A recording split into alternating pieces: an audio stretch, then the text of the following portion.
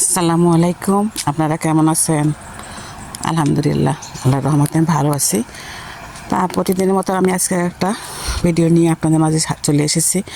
আজকে সকাল থেকে ভিডিওটা শুরু করলাম, সুন্দর একটা সকাল এবং সুন্দর একটা মন নিয়ে আপনাদের সাথে একটু আমার ছোট ফুলের বাগানটা থেকেই শেয়ার করলাম।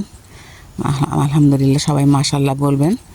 আমার ছোট্ট সেই ফুলের বাগানটা এবার কীভাবে সাজিয়েছি,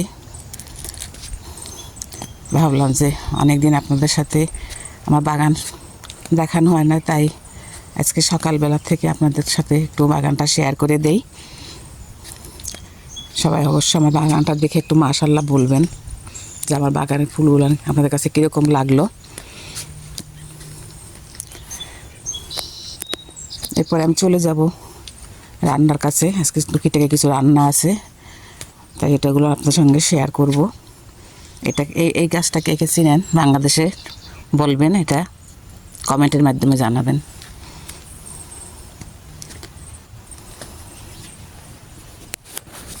আর কেউ মাশাআল্লাহ বলতে ভুলবেন না। চলুন তাহলে একটু রান্নার কাছে চলে যাই। এখানে যে চিলি চিকেন রান্না করতেছি। এটা হলো চিলি চিকেন। চিলি চিকেনটা সব বাচ্চারাই পছন্দ করে। চিলি চিকেন রান্না করছি। আর এখানে গরুর মাংস, যে এখানে গরুর মাংস রান্না করা শেষ আমার।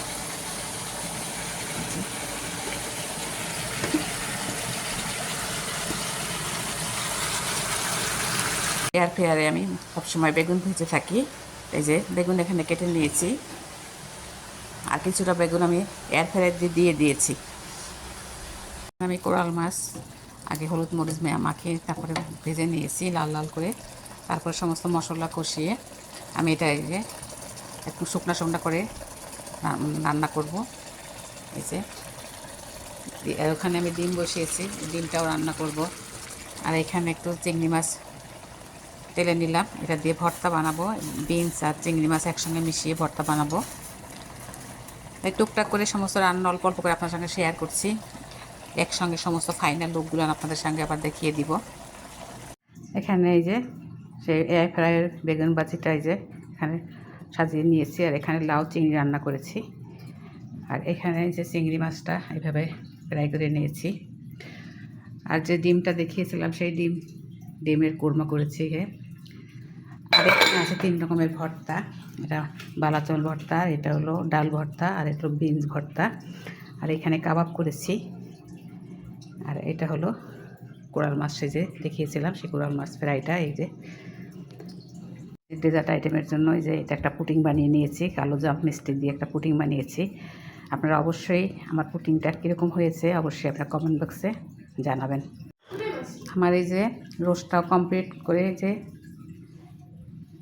বাটিতে তুলে নিয়েছি। আর এটা আমার সেই চিলি চিকেনটা। আজকের খাবার আপনাদের কাছে কীরকম লাগলো অবশ্যই কমেন্ট বক্সে কমেন্ট করে জানাবেন। আর সবাই ভালো থাকবেন। আর অন্য কিছু হয়তো শেয়ার করলাম না, এতটুকুই আজকের মতন বিদায় নিচ্ছি। আল্লাহ হাফেজ, আসসালামু আলাইকুম।